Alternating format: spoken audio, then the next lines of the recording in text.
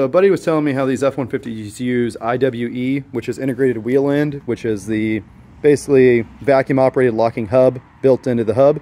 I'm like, oh, that's cool. That means I won't be spinning my axles and drive shaft and front diff on the highway like I was with the Chevy. That's kind of cool. A lot of trucks disconnect one of the CV joints, right? And that way you don't spin your drive shaft, but then you're still spinning your CV axles. So not spinning your CV axles is obviously good for wear and tear on the axles. And efficiency, because there's some resistance in the CV joint naturally. So I want to see how it worked. Started playing with it in the driveway, and I realized that anytime the truck was running, they were locked in. And then I'm like, okay, I'm going to drive it around with a GoPro and see if they ever unlock. Turns out once you drive a certain distance above a certain speed, they do unlock for efficiency, but they default to being locked in case you need four-wheel drive. As soon as you start driving around, your hubs are already locked in. Gets rid of that delay.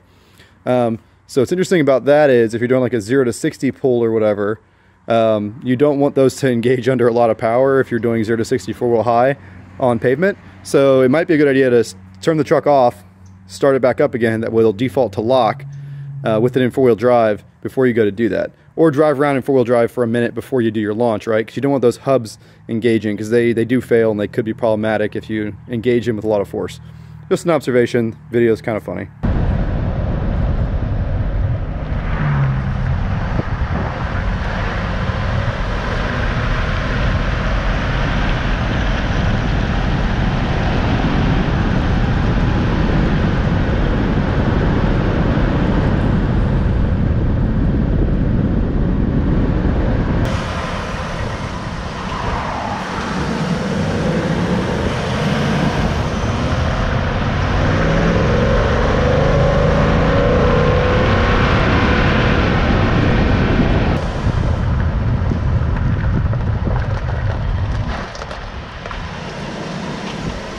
My hub is unlocked.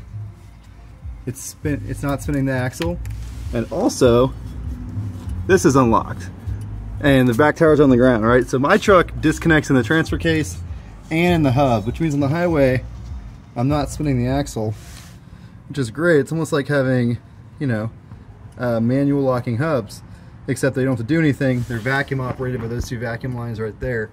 See those vacuum lines? That's how it locks the hub in.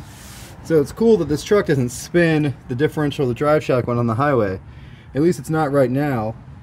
Sometimes I've been playing with it, it's not completely disengaged, because you should be able to come here right now and spin this axle.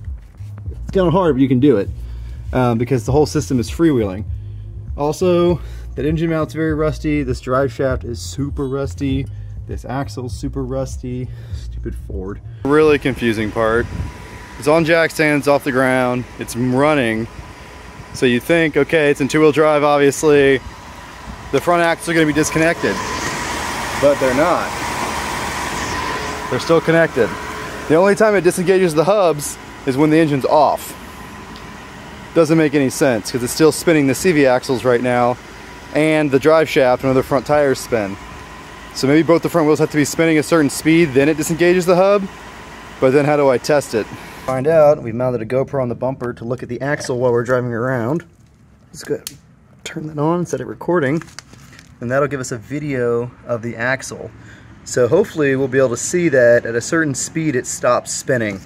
If not, this truck is broken or designed in such a way that it's not taking full advantage of as efficient as it could be. It could be not spinning that, so we're gonna test it out. An update on yesterday's spinning donuts video. We learned that the F-150 does better donuts without the rear diff locked. It doesn't do the limiting speed RPM thing if your rear diff is open. Very annoying. I have to find a way to bypass that. Maybe my tune will do it for me.